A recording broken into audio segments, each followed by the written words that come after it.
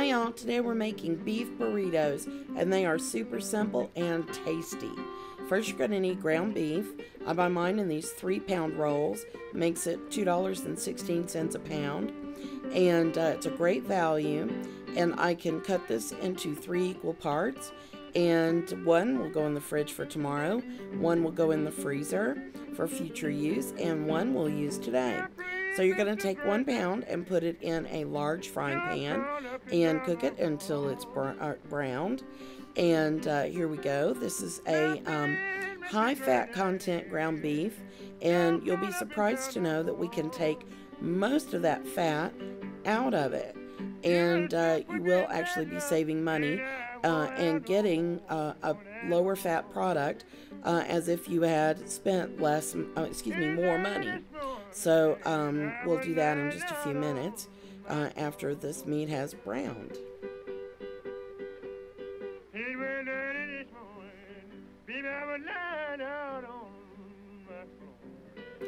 Alright, now look at all of that fat, all of that grease there in the pan. But that's okay, but it's just really just swimming in it, so you would think this would be terrible. But it's really not, and you will see why. We are going to actually, of course, drain it, which is normal and what you would want to do. And so we're going to drain it, and then after that we're going to rinse it in hot water. And you probably didn't even catch that when it switched, but this has now actually been rinsed. Drained and rinsed, and what you're seeing now is the steam rising off of it from the water that was left behind from the rinsing. We rinsed it several times and in hot water, and then put it back in the pan and put it back on the eye of the stove. And so now that we've gotten a lot of the water out of it, we're going to put in salsa. And I do like to use salsa instead of a taco seasoning packet. But if you're more used to the seasoning packet, you can use that, like you would making tacos or something. I like this because it gives you chunks of tomato, chunks of onion, chunks of peppers, spices, and you can control the heat of the item, the spiciness of the recipe. You can have mild, medium, hot, whatever you want. So that's really nice that you can choose. And so we're just going to cook this and mix it up. And it looks like we've got it mixed well now. And you just want enough salsa to coat the meat. Now here we go adding the cheese. This is going to be a surprise to most of you.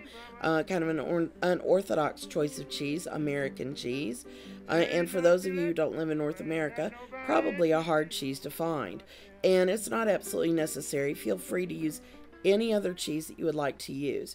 I've used other cheeses, and usually I honestly don't cook with American cheese because that would be kind of weird. But I do like it in this recipe for some reason. And it melts really nicely to the meat. And in a minute, as it's melting here, we'll stir it in. And it kind of coats the meat. And so you have cheese throughout the burrito without the shredded cheese that just kind of falls out of the burrito. It doesn't really melt into the meat, and it kind of falls away as you're eating. And with children, shredded cheese is really a mess, and so it's nice to have the cheese melted into the meat. So I would suggest also, if you do use another cheese and some kind of shredded cheese, go ahead and try to melt it into the meat so that you don't have that problem if you have children. I think it's a good idea. But now we've got the cheese, and a lot of people think that the American cheese will stick to the bottom of the pan for some reason, but it doesn't. You just stir it around here, and it coats the meat, and everything works out fine.